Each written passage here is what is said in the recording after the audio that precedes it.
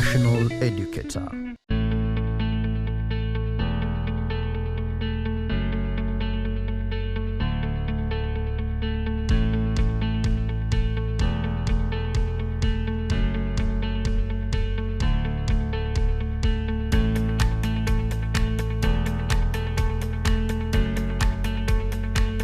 Hello learner, welcome to Eastern Government Secondary Revision. During our revision, we are going to deal with history covering Form 1, Form 2, Form 3 up to Form 4.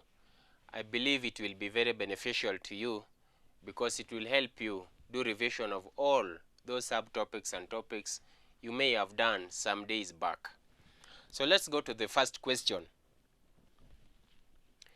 Give two advantages of wind energy. Give two advantages of wind energy. So as we have agreed, as a historian, you need to first underline the key terms because they will help you understand the question better.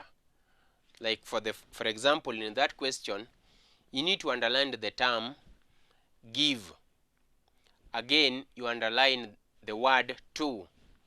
Then finally, you underline the word advantages.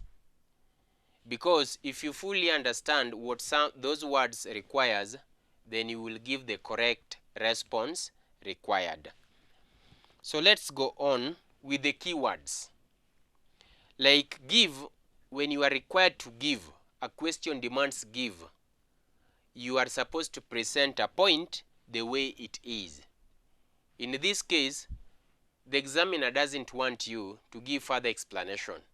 Just give the point the way it is, a very short one.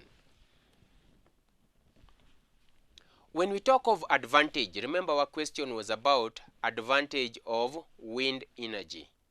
So when we talk of advantage, we are talking of a good feature that makes something has, which makes it better, more useful, or beneficial than others. So the question was about advantage of wind energy. So we want to say what makes wind energy more beneficial or more useful than others.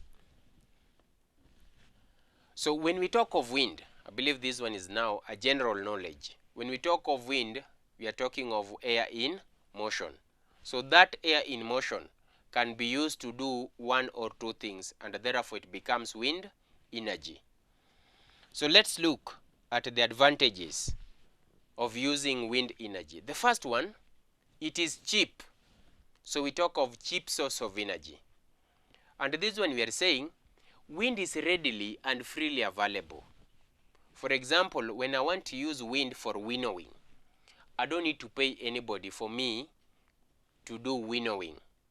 I'll simply wait at that time when wind is available, and then I can do the winnowing. It is cheap because it is freely and readily available. You don't need to pay for you to be given wind. Secondly, we find that while using wind to do a lot of activities, for example, winnowing, it does not pollute environment. So we talk of wind being a clean source of energy since it does not pollute environment. Then the last one, we find that wind is a renewable source of energy. There is no day we can say that wind is fully exhausted, that from today henceforth there will be no wind because wind is fully exhausted. No. Only wind intensity keeps changing.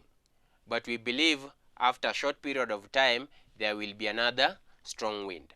So we talk of a renewable source of energy because you can't fully exhaust wind. Remember, our question was only about advantages of using wind or wind energy.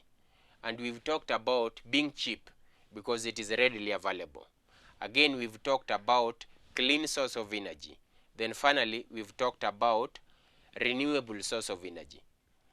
But next time you can be asked to give one disadvantage of using wind energy. And remember, when we talk of wind energy, it is something that its intensity keeps on changing.